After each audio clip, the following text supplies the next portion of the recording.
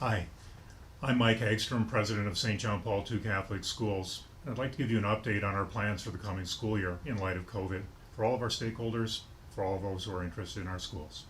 We're using the North Dakota Department of Education Smart Restart Guidelines for schools.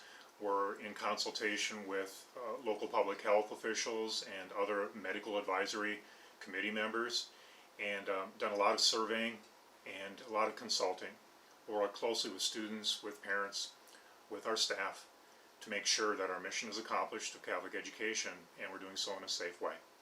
We'll be using the guidelines from both state and local public health officials and the North Dakota Department of Instruction. We have been assigned an epidemiologist to help us manage cases and manage safety in our community. And also we are consulting with Essentia Health to give guidance in many practical matters.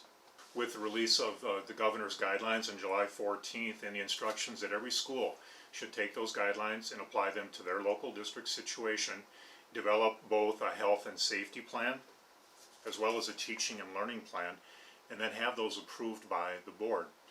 With that instruction, we developed our plans and submitted those to our board. They were approved on July 29th and in broad form. And now each building, each of our 5 schools, will be detailing the various aspects of the plan and how to accomplish our mission of learning and keep our students and staff safe as well. Again, 2 plans approved by our board.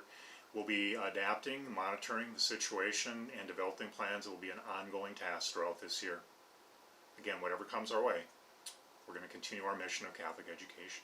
Now I'd like to give you a few highlights of our plans and how we're going to make this happen this year. In order to be ready for the new school year, our board has granted 2 extra days of professional development for our teachers before we start on Thursday, August 27th. So our teachers will have 5 days where they're helping develop and flesh out both plans, the health and safety piece and how that will look in each building, and secondly the teaching and learning piece and how we're going to have to be so flexible with teaching and learning this year in a variety of situations that might come our way. But we'll be well prepared with those 5 days, again starting Thursday, August 27th, the first day of classes. Parents will need your help to make this a successful school year, starting with a temperature and a symptom checklist at home each day. It's important that you do that. Thanks for doing your part at home. Here at school, we'll be doing our part to ensure safety as well. Students and staff members will be wearing masks. We'll be practicing social distancing as best we can, and we'll have frequent hand sanitizing and hand washing. We'll do as best we can with all these things and realize too that our students aren't wearing masks continuously all day long. There'll be times when they can remove the mask as directed by the teacher. We'll be going outside from time to time, so it'll be reasonable, but we're going to do everything we can to maintain the safety. In each of our schools, we have a plan in the event a student or staff member becomes sick during the day, or if there's been an exposure in a portion of our school. We'll work with North Dakota Public Health, Cass County Public Health, to communicate about those and to mitigate the risks. One thing we learned last spring with our experience dealing with COVID-19 is the need to be flexible, and so we will be flexible. We'll monitor risk conditions, and if we're in a low risk condition, we do plan to be in person for all of our students and staff members. We may have some students or families who, for health or personal reasons, choose another form rather than in-person learning. We understand that, and we'll try to meet your needs as well this year.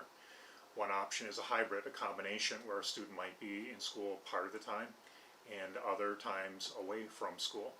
Another option is distance learning exclusively. We'll work on a case-by-case basis with those families.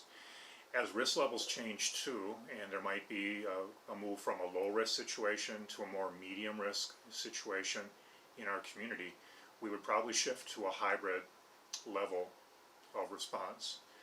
There we would have our younger students still in person, and some of our older students may have a modified schedule where they're out of the building some of the time.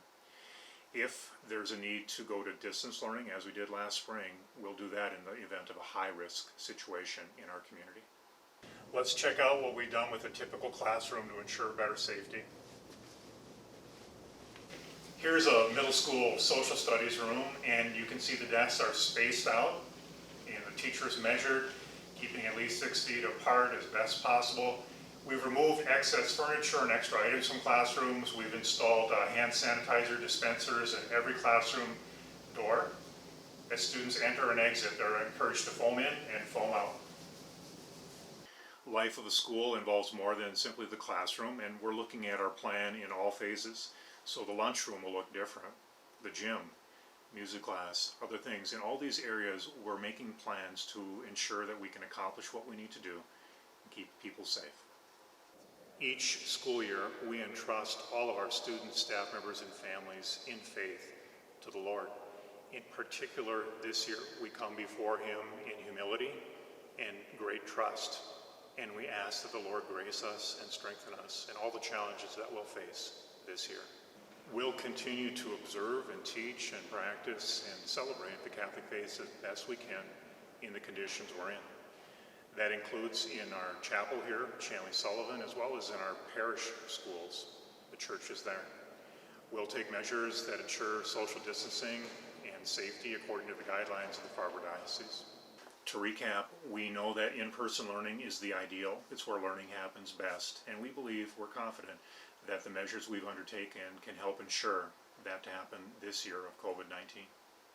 For more information and for our current health and safety and teaching and learning plans, please go to our website, jp2schools.org.